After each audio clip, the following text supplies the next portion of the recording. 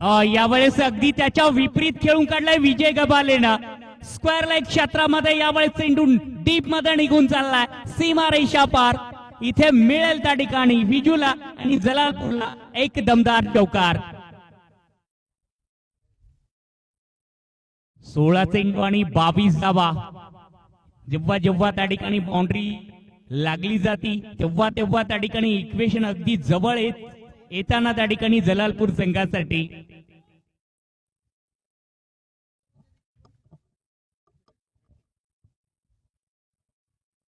दोन चेंडूमध्ये 5 धावा त्या ठिकाणी खर्च केल्या दीपकनं. नेक्स्ट बॉलला घेऊन पूर्व तयारी. याही वेळेस क्रॉस बॅट ना, कारण जिथे क्षेत्ररक्षण सजवलं अगदी त्याच्या अगेन्स्ट वेगळ्या स्पॉटला चेंडूला पिकअप करतोय विजय. 15 चेंडू आणि 18 धावा. बघावं लागेल या क्षणाला अगदी सुरक्षित झोनला त्या ठिकाणी विजय गबाले घेऊन चाललाय यावेळेस संघाला. एक मजबूत पाऊल त्या ठिकाणी पुढे टाकलंय विजय गबालेनं.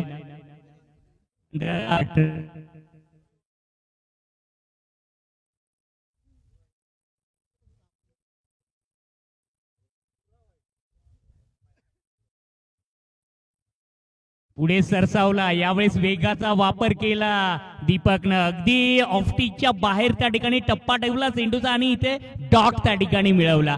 एक डॉट तितकाच महत्वाचा राहील चान्सीसाठी, कारण जेवढे डॉट येतील तेवढं त्या ठिकाणी माइंडली प्रेशर त्या ठिकाणी. यावेळेस मात्र ज्या क्षेत्रामध्ये सातत्याने खेळण्याचा प्रयत्न अगदी तिथेच त्या ठिकाणी यशस्वी होताना विजय गबाले बघायला मिळालेत.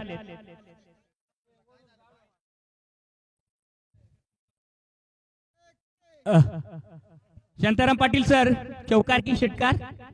4 धावा. 13 चेंडू आणि 14 धावा. यावेळेस बघावं लागेल अगदी बरोबरीत बॉल टू रन आणून ठेवलंय. यावेळेस बघावं लागेल मिस टाइम स्ट्रोक आहे त्या ठिकाणी. शॉर्ट फाईन लेग येतो चेंडू खाली, मात्र अंदाज अनुमान पूर्णपणे क्षेत्ररक्षकाचा चुकीचा बघायला मिळालाय. फार मोठं नुकसानही नाहीये. एक धाव त्या ठिकाणी लागली जाईल धाव फलकामध्ये. 12ला त्या ठिकाणी हव्या असतील 13. 12 चेंडू आणि 13 धावा.